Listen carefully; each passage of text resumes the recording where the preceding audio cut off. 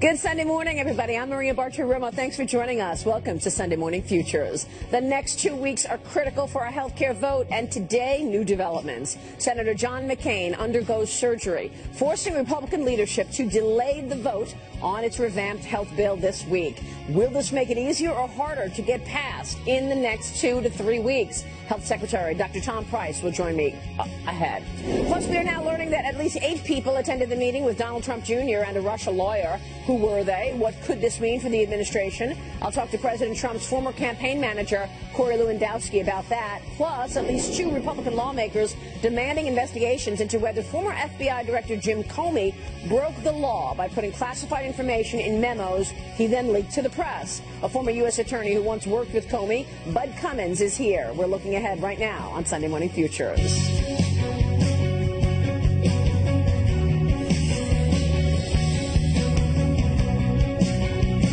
Senate Majority Leader Mitch McConnell announcing he will delay consideration of the Republican health care bill while Arizona Senator John McCain recovers from surgery. Doctors are advising McCain to stay at his home in Arizona this upcoming week after removing a blood clot above his left eye on Friday. Joining me right now is the Secretary of Health and Human Services, Dr. Tom Price. Dr. Price, good to see you. Thanks so much for joining us. Hey, Maria. Good to be with you again. Thank you so much. Your reaction to this new setback? Well, our thoughts and prayers go out to Senator McCain and to his family. Never was there a fighter like John McCain, so I have great confidence that he will come through this with flying colors. But we wish him the very, very best, and I respect Senator McConnell's decision to delay any vote on this for at least a week. I want to ask you what your thoughts are on the bill in its current form right now, and certainly from a patient's perspective. You are just back from the National Governors Association meeting, That's right. The annual meeting there, where you spoke with a number of governors. What did they have to say about this new idea, this latest installment in the bill to give more power to the states? Well, what their concerns are, obviously, and what our concerns are, is to make certain that every single American has access to the kind of coverage that they want for themselves and for their families. And the bill has changed significantly so that we believe that there is significant opportunity for that goal to be accomplished. The governors want flexibility. They want to make certain that they're able to design their Medicaid program as they see fit for their population. But they also want to make certain that the resources are there to be able to cover that vulnerable population. And one of the interesting things that's in this bill that wasn't in previous iterations is the opportunity to make certain that those folks that actually fell into a gap below 100% of the poverty level, but above where a state might allow individuals on the Medicaid system, that hole was not covered before. This bill provides for coverage for those individuals through the tax credit process, and that's something that's new. That also is one of the reasons that we believe we're going to be able to cover more individuals on this bill than are currently covered. Now, I know that's counterintuitive to folks that have been reading other headlines, but the goal is to get every single American covered and have access to the kind of coverage that they want. Well, you're right. I mean, with the CBO scoring basically suggesting that more than 20 million people get pushed off of getting insurance, people are saying, well, how is that possible? But the truth is that would be a choice, right? Because in this scenario, when the senators will remove all of the taxes and the fees for not having insurance, people may choose to just not take the insurance because they know they won't get fined for it. So it's not actually just getting cut off, but it's more that people will choose not to have insurance. That's a very important point. Oh, it is an important point. And it's also CBO's opinion. The fact of the matter is that individuals who choose not to have the kind of coverage that CBO and the previous administration thought was the only kind of coverage that individuals ought to have, if they select something else, for example, if they select an HSA, a health savings account with a high deductible catastrophic plan, that doesn't count in CBO's formula. So CBO doesn't even capture those individuals who say to the federal government, I don't want the plan that you think I need. I want the plan that I know I need for myself and for my family. So those numbers are so flawed in terms of what actually happens in the real world when people act for themselves in an appropriate way and get that kind of coverage that they want. You know, it's pretty incredible when you look at the healthcare system in America versus elsewhere. You know, all you have to really do is look at what's taking place overseas with Charlie Gard. The European Court of Human Rights effectively handed Gard a death sentence on June 27th when it ruled the terminally ill baby should be pulled off of life support His parents obviously want to see if there's some experimental way to keep him alive by taking him to the United States. But when you look at what's gone on there, that is a perfect example of how government will tell you what's best for you and your family versus having all options on the table. Yeah, Maria, this is so incredibly important. In my previous life, I was a physician. I was an orthopedic surgeon, spent over 20 years taking care of patients. And oftentimes, the most irritated and angry I ever saw patients is when they knew that somebody else was making a decision about what kind of treatment they could get. I would recommend something. Their insurance company or the federal government or the state governments would say, no, we can't do that, or we won't allow that. And that's not the way the system ought to work. The real question that we ought to be asking is, who decides? Who ought to decide what kind of care, what kind of coverage, what kind of opportunity you may have? Should it be the federal government, or should it be you and your family? And we come down on the line of you and your family. And we should point out that the president actually tweeted out, we would love to help baby Charlie Gard.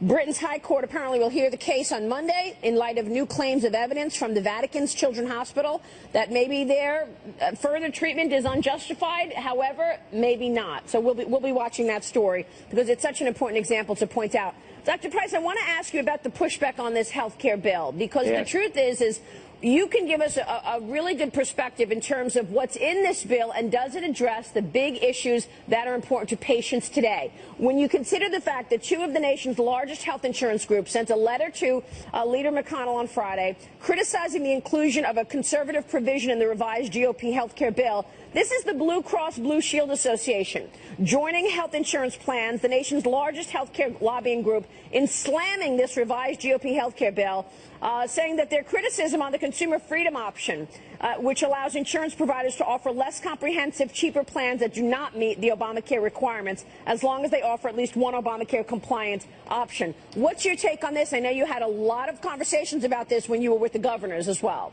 We did indeed, and it gets again to that question of who decides. Who decides what constitutes appropriate coverage? Should it be the federal government? Should it be insurance companies? Or should it be patients? We believe it ought to be patients. And I'm really, it boggles the mind to see the insurance companies objecting to the opportunity to be able to have people, real people across this country, select the kind of coverage that they want instead of what the government forces them to buy. And this is, in fact, the kind of risk pooling mechanism that has been used for decades. This is nothing new. The fact that the federal government came in 8 years ago, 7 years ago, and said, this is what you have to purchase, that's what we're trying to get away from, because when the government says this is what you have to purchase, of necessity, it doesn't include or may include more than you want, or doesn't include what you want. So what we want is patients and families and doctors to be making these decisions, not the federal government, not insurance companies. The system that we have right now may work for insurance companies, may work for the federal government, but it's not working for patients, and that's where the key is. But do you worry that there are still things in this bill that were some of the big problematic issues that were in the Affordable Care Act,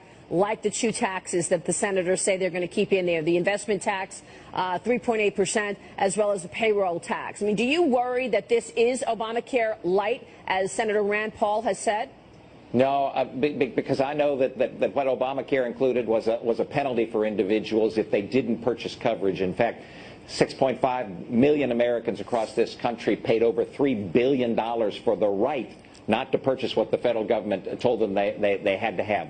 I worry about the current system that makes it so that 40% of the counties only have one choice in terms of an insurance coverage policy for them. That's Obamacare, and that's what we're going to get away from. And again, the governors told us what they needed was flexibility. That's what the bill provides, and it's this. We really sincerely believe that this is an opportunity to move in the direction of a better health care plan, a better health care system than we currently have, where 20 million individuals across this country currently don't have coverage. We want more individuals covered, not fewer. Yeah. Do you think they're going to be able to get this done, Dr. Price? Well, I do, because the senators know that what's out there right now isn't working. In terms of the Medicaid system, you've got a third of the physicians in this country who ought to be caring for Medicaid patients who aren't. That's not because they've forgotten how to take care of those patients. It's because of the system, again, that may work for government, may work for insurance, but it's not working for patients. So what the senators know is that in their state, you talk about Nevada, 14 of the 17 counties aren't going to have a single insurance company providing coverage if this current system holds. That's not a system that works for the Nevada citizens, and the governor of Nevada knows that. For other states where we're seeing significant decreases in insurance companies providing coverage, that doesn't work for their citizens. Right. And so what they're going to be telling their senators is, you've got to make certain that you fix this, that you make it so that we've got a system that works for patients and families and docs. All right, we'll be watching the developments, sir. Thanks so much for joining us this morning. Thank you, Maria. Have a great day. And to you, Dr. Price, thank you. We are also going to be speaking with Senator Lindsey Graham coming up in the program to find out why he says that insurance part of it is critical, plus why Senator Rand Paul is a no. That's all coming up in the program. But just ahead, Comey's memos that the former FBI director break the law and leak classified information. At least 2 lawmakers say they're going to find out. You can follow me on Twitter at Maria Bartiromo at Sunday Futures. Let us know what you'd like to hear from Bud Cummins. He's on the other side of this break as we look ahead right now on Sunday Morning Futures. Welcome back. At least 2 Republican lawmakers are reportedly pushing for investigations into whether former FBI Director James Comey broke the law and leaked classified information in his memos leaked to the press. Watch. Jim Comey testified a few weeks ago under oath that at the direction of the United States Attorney General, he, the FBI director, misled the American people when he called the Clinton investigation a matter. We should be having hearings in the House Judiciary Committee on that very subject, asking him some key questions. We learned this week that James Comey put classified information in some of these memos. Maybe there's some reason why he found wasn't going to prosecute Secretary Clinton, because he was doing the same thing. Now, The Hill reported last week that more than half of Comey's memos about his meetings with President Trump contained classified information. Let's bring in Bud Cummins right now, a former U.S. attorney in Arkansas who worked with Comey and is now a partner at Avenue Strategies. Sir, it's good to see you again. Thanks so much for joining us. Good morning, Maria. What do you think? Breaking the law here? Well, if he put classified information in the memos and leaked them, then he broke the law, at least technically. I don't want to get too far out on this because, to be honest with you, I'm skeptical of this story. I think Jim Comey made a lot of unfortunate decisions, starting with the Loretta Lynch plane trip and going forward, but I have a little trouble believing that he did this without further proof. Yeah, look, I think that, you know, he obviously was dealt a tough hand. His boss was very clear in terms of wanting to suppress this investigation. She told him to call it a matter, and he did that. I mean, he did mislead the American people by calling it a matter, no? Oh, he did. It was a criminal investigation. She was interfering. She created a massive appearance of impropriety by meeting with Bill Clinton. And what Jim Comey did, and I don't think he intended to make a mistake, but he made some unfortunate decisions to try to cure all those things from his seat at the FBI, and it resulted in probably a justified termination and a change at FBI. So do you think we will see an investigation here? Should we see an investigation and whether or not he did, in fact, break the law by passing that information on to the press? And he admitted it right there in the hearing. Yes, I wanted to affect change. He wanted a special prosecutor. Yes, and I think that was wrong. It's part of this cascade of events that's led us into all these investigations into an allegation that has no evidence underneath it, this idea of Russian collusion. I think that's real unfortunate. I think somebody should look at the memos, and it's really a pretty quick determination. They're well trained at determining what classified information is and isn't, and somebody can take a look at that. Somebody should, but I'm not ready to accuse Jim Comey of releasing classified information without evidence. You know, this whole story is about allegations of subversion and treason without regard for evidence, and that is, if you look in Wikipedia, the definition of McCarthyism. So we really got to slow down and try to not put so much fire behind these investigations where there's really no evidence that a crime or something wrong's been committed. Meanwhile, we continue to see leaks coming out of the White House.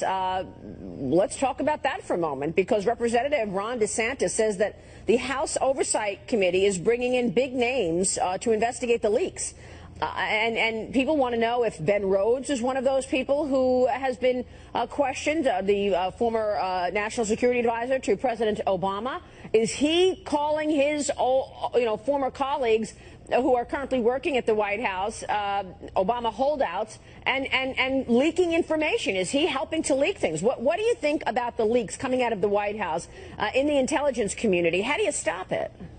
Well, I think you do investigate that, and I'd like to see a firmer hand at the White House, and I think you have to do whatever you need to do to stop that, because national security is in play, and our credibility around the world. The president's made some wonderful, successful trips around to foreign nations lately, most recently France. We're doing good things in the Middle East. We're having successes there, but we can't succeed if people are playing politics in every aspect of this, and that's serious business, national security. Yeah, but the point is, I mean, it's not stopping, and it feels like there's a real undermining going on from the intelligence community to this president. That's correct, and I think that is happening, and that should be investigated, as opposed to Russian collusion, which there's no evidence of. I think we ought to look at the things that we know happen and try to find out why they happen and who caused them to happen. And you can go back and look at a number of things that really haven't been looked at very hard that we know happened. But to date, we don't know that any collusion happened in regard to the Russian interference in our elections. That's absolutely right. Is there anything unnerving for you in terms of this Don Jr. meeting? No, not really. I mean, I sit with my partners. We collectively probably have 150, 200 years of political, legal campaign experience, and I don't even think there's a consensus about whether they should have taken the meeting, although a lot of people say if they'd been more experienced, they probably wouldn't have taken the meeting. But there's nothing in the email that describes the meeting that says they're going to hear about any illegally obtained evidence. For all they knew, they were going to present them with legally obtained documents of some serious misdeeds of their opponent. It's part of a campaign. You listen and you move on, but it really is a big nothing. The meeting is nothing. It's kind of circular. You say nothing happened at the meeting. They say, we're in the context of this Russian investigation. You say, well, there's no evidence of the Russian investigation. They say, well, the meeting. So, I don't know. The American people really need to speak up and say, cut our taxes, secure our borders, lower our health care costs, and stop this nonsense. Exactly what Jamie Dimon said on Friday. Execute the agenda that America voted for in November. But it's good to see you, sir. Thank you so much for joining us this morning. Thank you. Bud Cummins there. So is it a smoking gun or overblown as the fallout continues from Donald Trump Jr.'s emails? We'll talk with the president's former campaign manager, Corey Lewandowski, other side of this break. We're looking ahead on Sunday Morning Futures right now. Welcome back. We are now learning at least 8 people were in the meeting with Donald Trump Jr. at Trump Tower last year, including a former Soviet intelligence officer. Lawmakers are now calling on the president's son to testify in front of Congress about this. But are his emails actually a smoking gun for collusion, or is this all being blown out of proportion? We want to bring in Corey Lewandowski, President Trump's former campaign manager. Corey, good to see you, sir. Thanks so much for joining us. Good morning. Your reaction? Look, my reaction is very simple. How did these emails get out? The team put them out. Donald Trump Jr. put all the emails out in full transparency to show everything that has taken place. And so what we have right now is a story about nothing. What we have in June of 2016, 2 full months before our own intelligence agencies notified the Obama administration that Russia may be potentially trying to impact the election, is a friend, a producer, a personality who knew Donald Trump Jr. said, "Can you take a meeting with a friend of mine?" And he said yes. That's all this was. The meeting was very short. Nothing came of it. And now we're moving on. Why did Loretta Lynch approve a special visa for this woman to come to the country? She was denied a visa just months earlier. Well, because, look, clearly there was no concern from the Obama administration about any types of ties. And don't forget, this woman is a Russian-born individual who is a private attorney. She doesn't work for the Russian government, never was part of the Russian government during the meeting. And it was very simple. All of this information was disclosed by the individuals from the Trump team as required by law voluntarily on their forms. So, I don't understand why we're still talking about a meeting with a couple private citizens that's been disclosed properly, that had no information that came from it, that lasted a few minutes, and there's been no follow-up. Yeah. There's been no coordination. There's been no collusion. There's been no cooperation. And look, let me just say this, Maria, let me be clear. if the Russians were going to hack the U.S. election system, the spies, the great spies of Russia, Vladimir Putin, the former head of the KGB, is he going to reach out to some television or movie producer or talent, put it in a public email system, and then bring as many people as humanly possible to a meeting in Trump Tower? Give me a break. There's 8, 10 people, whatever it is. This is how the Russian government works? I don't think so. Right. I only ask because the question about the visa, because even if you go to this woman's Facebook page, it looks like she's more in the Democrat camp than she is in the Republican. She's got signs there, free Melania, you know, anti-Donald Trump commentary on her Facebook page. So, I mean, the idea that she was trying to help Donald Jr., but in fact she's got all this negative stuff about his father is just a head scratcher there. But let's talk about whether or not this is going to be used as a piece of, you know, smoking gun for the left to bring Donald Trump Jr. into the testimony and explain all of this. I mean, obviously, when you're in a campaign, if somebody tells you I've got damaging information about your opponent, you're going to say, okay, yeah, I'll listen.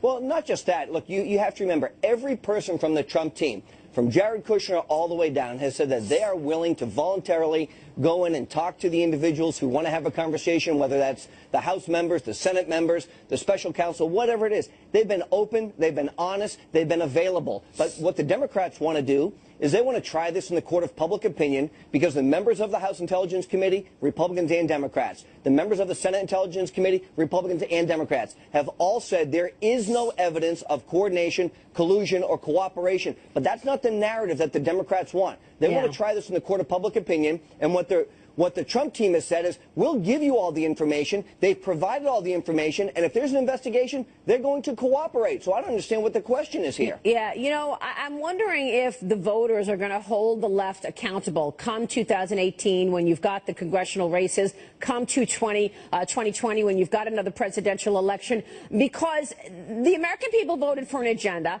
and this entire first 6 months, all we've talked about is potential collusion with Russia, nonsense. As Jamie Dimon told his shareholders the other day, he's sick and tired of the stupid stuff, and yet the agenda is sitting there and not going anywhere. People want to see tax reform. They want to see health care reform. Well, they do, but you have to remember, since Donald Trump has been elected president, the stock market is up 17%. There's $4 trillion of new value because of his reduction of government burden and government regulations on these small businesses. He's going to get his tax reform plan done, the largest tax cut in the history of our country. It's going to provide middle-class tax relief. He's going to make sure that health care is more affordable, repeal and replace Obamacare, build a wall on the southern border. These are the campaign promises that Donald Trump has campaigned on. And look, Maria, nobody's even talking about the fantastic trip he had as the commander-in-chief this week over in France, honoring those individuals on Bastille Day. It was an amazing trip. He charmed the president of France. They had a great relationship. It's amazing that nobody wants to talk about it because it doesn't fit the left's narrative. Well, it certainly seems like his foreign policy and these trips that he's taken, whether it be in Europe this past week or in the Mideast 2 weeks ago, have been a real success. If anything, the foreign policy part of things has really been more successful than the domestic agenda. So we'll be watching both sides. Corey, thank you. That's exactly right. Corey, good to see you. Thanks so much. Corey Lewandowski joining us there. We'll take a break. When we come back, the GOP health care bill in jeopardy. South Carolina Senator Lindsey Graham says he has the best plan. That's next. We're going to talk with him about that and get his reaction to Rand Paul, who explains to us why he was a no from the get-go. We're looking ahead right now on Sunday Morning Future. Stay with us. Big week ahead. Senate Republicans are releasing a new draft of their bill to repeal the Affordable Care Act. The revamped version keeps some Obamacare taxes in place. It adds funding for the poor, as well as money to combat the opioid epidemic. But Senators Lindsey Graham and Bill Cassidy say that they have a better idea. They've introduced an alternative plan aimed at winning bipartisan support. Senator Lindsey Graham joins us right now to talk more about that. Senator, it's good to see you. Thanks so much for joining us. Good morning. How do you think this plan, go through your plan, tell us what's important and why you think that will gain bipartisan support so that you can get this bill to the president's desk. There you go. Well, all the money that we were going to be spending in Washington, we block grant to the states. Is pretty simple. We leave the taxes in place, except for the individual mandate and the employer mandate and the medical device tax, which hurts innovation. We take all that money and we send it back to the states and tell them, you devise a plan for South Carolina and California, If you want to go Obamacare route, you can. If you want to do something different, you can. But we're going to let the people closest to the patient decide how to spend the money and get this stuff out of Washington. To me, that makes a lot of sense. Give it to the governors and say, you can't spend it on roads or bridges, spend it on health care. Good luck. Yeah. No, I think that does make a lot of good sense. But, Senator, the fact is you've got colleagues on the right, Republicans, rolling their eyes, saying, why are we leaving any taxes in place that are currently in the Affordable Care Act? I want to play you a little clip of my interview with Senator Rand Paul and get your reaction to it, because Senator Paul basically says, look, I'm a no vote on this. And the reason is because it looks a lot like the Affordable Care Act. Here it is. Watch this. Well, we have to decide, is it the government's role to subsidize insurance and insurance companies? I don't think insurance companies should get a penny of our money. I mean, they made $15 billion a year in the group market. They segregate a very small part of the insurance market. They whine. They come to Washington and say, we need money. Oh, we want to help everybody, but the taxpayer has to pay us to help everybody. So it's this false sense of magnanimity that sort of says, oh, we're going to help everybody. But in reality, what the insurance company wants, a big bailout. And I'm not for bailing out any U.S. industry. I love American companies. I love American companies that make profit. But I'm not for giving any of them any money, because that's simply crony capitalism. But is there a bigger issue here, Senator, the fact that you have a big agenda that you need to execute, that the American people voted for in November? They want to see a repeal and replace, but then they also want to see tax reform. If you hold up the progress in terms of getting a bill out, getting a bill to the president's desk, do you jeopardize getting the rest of the agenda done? I think there's a possibility that Republicans will shoot themselves in the foot by passing something that actually doesn't fix Obamacare. So I think actually I'm not advocating nothing, but nothing would be better than this bill, because the death spiral of Obamacare is based on one fundamental flaw, and that is that you can buy insurance after you're sick, and that we have these regulations that make insurance expensive so young, healthy people can't buy it. That death spiral leads to adverse selection and the rising premiums in the individual marketplace. That will continue under the Republican plan. They will simply subsidize the death spiral. That's what this stabilization fund does. The Republicans are acknowledging the death spiral of Obamacare will continue, and they're going to subsidize it. There is nothing Republican about that. There's nothing conservative about that, and I won't be part of that. If they want to take their nonsense, their big government spending programs, their throw the kitchen sink at everything, and put it in another bill and work with Democrats on that and tell conservatives we'll have a clean repeal, I'll vote for any variation of a clean repeal. I want 100%, but I'll vote for 50%, 75%. But I'm not voting to create new entitlements for insurance companies. So what about that, Senator Graham? Doesn't this plan keep in some of those entitlements and certainly the taxes? Right. So here's what I would say to Rand. He's a libertarian. I respect him very, very much. Obamacare was designed to lead to single-payer health care. They were going to make it so expensive for employers that they would drop coverage on their employees. They would go into state exchanges that were going to fail, to be taken over by the federal government. We got one last chance to stop single-payer health care. So with all due respect to Senator Paul, we better come up with a plan that saves the private sector. The government is very involved in health care. It's called Medicare. It's called Medicaid. I've got one simple goal with my colleagues, is to save the private sector option for people who make too much for Medicaid and are not 65, to keep competition alive and well in the private sector. I'm not going to bail out insurance companies, because that won't solve the problem. Senator Cruz's amendment will allow people to buy policies beyond the Obamacare policy. We're creating more choice. We're repealing the individual mandate, the employer mandate, which are the heart and soul of Obamacare. So this proposal by Mitch McConnell is not like Obamacare. My proposal is the ultimate Republican solution in this regard. We believe those closest to the patient should have the money and the decision-making authority. We believe that our governors and our state house can do a better job than a Washington bureaucrat. I don't mind putting money into health care to help people who are struggling. I just want the decisions to be made in their backyard, not in Washington. That's why I like my idea so much. You and your colleagues are trying to slow down the growth of Medicaid. Yes. Walk us through what has occurred in this entitlement program. Most people, you know, when you hear from the left, they say, oh, they're cutting Medicaid. You know, people will die. Children will die. You know, and I don't think people fully understand what this program has become, Senator. Okay. So here's where we're headed. Medicaid and Medicare are two federal government-run programs. By 2042, Maria, all the money that will be collected in taxes throughout the country will go to support Medicare and Medicaid. There'll be no money for the Department of Defense or Department of Education. Why? Because these programs are growing so fast. In 1997, the balanced budget agreement between Bill Clinton and a Republican Congress, what did we do to balance the budget? We slowed the growth rate of Medicare a small amount.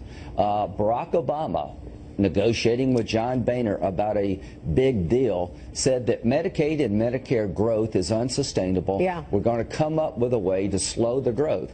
So there's a lot of games to be played in Medicaid. I want to keep Medicaid in place for the poor. Right. I want to give more flexibility to the governors. One size does not fit all. I want an inflation rate for Medicaid that's more sustainable. It's not a result of games. So Democrats, when they propose slowing the growth rate down for Medicare and Medicaid, it's good government. When a Republican proposes it, we're trying to kill people. Right. It's a game being played up here. And I'll tell everybody listening that if we don't reform Medicare and Medicaid, they're going to collapse and take the whole country with them. All right, thank you so much, Lindsey Graham, for joining us there. So when will this Senate bill reach the president's desk, given this latest setback due to John McCain's health? Our political panel is on deck next. After this short break, we are looking ahead to a critical 2 weeks right now on Sunday Morning Futures. Back in a minute.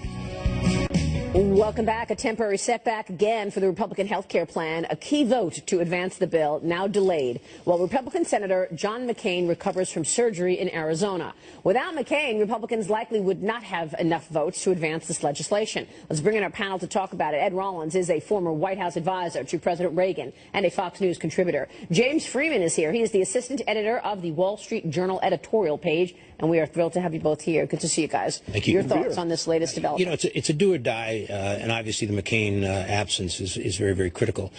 The Republicans have to get this to the floor. If they get this to the floor, they can negotiate a little bit, and they have at least a 50-50 chance of getting it passed. If they don't get it to the floor, obviously there's no swap, and it could be killed very easily. The time is against them. This is a very tragic setback, and unfortunately, John McCain is a very important player. I think, out of respect, someone ought to give them the vote and put it through, but they're not going to do that. So I would say at this point in time, the longer it gets delayed, the more difficult it becomes. And you saw the governors this week that are pretty anti it. So it's a very tough uphill battle. And that means it's an uphill battle for the entire agenda, James. I mean, what about tax reform? Yeah, I think you could still do tax reform if it fails. Obviously, it becomes tougher. But I think the Republicans will do the health care reform. You do. So that's in the next 2 or 3 weeks. Yeah, and I think this pause may give them a moment to reflect and say, why have we accepted the Obama premise that the test of American health care is how many people we can jam into a government program? Obamacare was enacted in 2010. For the first time in a long time, U.S. life expectancy went down last year. This is not making us healthier. Medicaid does not make people healthier. This should not be the goal. A lot of evidence that it's worse than private insurance, and some evidence it's worse than having no insurance at all. So I'm hoping they think about some of the questions you've been raising with Tom Price. You know, what about the patient? What's best for the patient? Right. And that's free markets. Well, he seemed to feel that the bill in its current form does address the issues that are most important for patients today. Price was excellent. I thought he ought to be out there every day, basically being the seller of this. No one else is being the seller of it. And he's very effective, having been a doctor as the chairman of the budget of the both the budget and the health committee. And I would have him out every day making his points. The problem is it's not been being sold, and I think to a certain extent, if there's any deficiency in this White House, has been the communication shop. And obviously, they got a lot of other things distracting it. But there's nothing more important in the next 2 or 3 weeks than this. You're right. The messaging is so critical. Right. So Dr. Price can speak to the medical aspect. I think you also have to talk about the financial aspect. Everyone's pointing to CBO saying it shows flaws in the bill. Well, when CBO is not analyzing this, they spend the rest of their time telling us how this program is totally unsustainable. They're projecting $100 trillion in deficits over the next 30 years. We've got debt as a percentage of GDP at World War II levels. They say it's going to double. So this is not healthy for anyone. Yeah. If we have programs that we cannot pay for. And I think maybe that will be a focus over the next week. Let's hope. Which is why I keep bringing up to these folks, characterize what happened to Medicaid. You know, let's take a look at this, the fastest growing entitlement program out there. Because the truth is that it's a very, you know, good narrative for the left, for the critics to say, look at all these people that are not going to be in Medicaid anymore. These are poor people. Well, in fact, that's not true, because this program has expanded to include working individuals, able and working men. There was a political brilliance to how they put this together. It was a political document, not just a health care document. And obviously they have the talking points. We have to counter that with the facts. And the reality is that when we talk about you're taking care of the rich and you're not taking care of the poor, right. You know, it's a very, very telling argument. It's not a truthful argument, but it's a very telling argument. And Democrats obviously thought about this from a political perspective. They spent a long time putting this bill together, and we have to change it. Which is why the messaging is so important, absolutely. Which is what you said, Jim. Right. Real quick, you have optimism here. You think the Republicans are going to get it together in the next 3 weeks. So you think, I mean, they had 7 years, James, to come up with a replacement plan. Yeah, this is what the plan is, and you could say it could be better, but there's a lot of good stuff in here in terms of finally beginning a reform of entitlement spending on the one hand, and also what is it people hate about Obamacare? It costs too much, and it dictates everything from Washington. They didn't get to keep their plan. They didn't get to keep their doctor. This is the beginning of a reform where the customer gets to make choices again. All right, so you think it happens, and then you think tax reform gets done as well, then? Yeah, why not? Sure. Yes. Really? Absolutely. Come on, James. No, I'm counting on your honesty here. Do you really believe that? I do. And I understand you don't think the corporate rate on tax reform will get all the way down to 15%. But well, I'm not sure. They're going to have to give on something, right? So that's my prediction. But I think they're going to get a low rate that's going to be good for growth. And I think they understand they need something to sell next year. They need a good economy to sell in November. I've argued our problem from the beginning is there's not enough money to spend in the government to do all the things we want to do and the Democrats want to do, and we don't have enough members. I mean, the reality is Obama had 59, 60 senators when he put this through, 25 more House members than we have today. We need to have a good election in 2018. We're not going to have a good election if we don't get this stuff moving forward. All right, quick break then. Brand new details emerging about Donald Trump Jr.'s meeting with a Russian lawyer. We've got more on that political fallout with our panel as we look ahead on Sunday Morning Futures. James Freeman, Ed Rollins, next. Well, the list of people who attended that meeting between Donald Trump Jr. and a Russian lawyer apparently growing. It started with 4. Now we're learning at least 8 people were in that room, including a former Soviet intel officer, a Russian translator, and an unidentified family member of a Russian billionaire. We're back with our panel, Ed Rollins and James Freeman. What do you think? Collusion evidence or a big nothing burger? I think this is a very silly meeting to have ever had, having managed campaigns for presidents.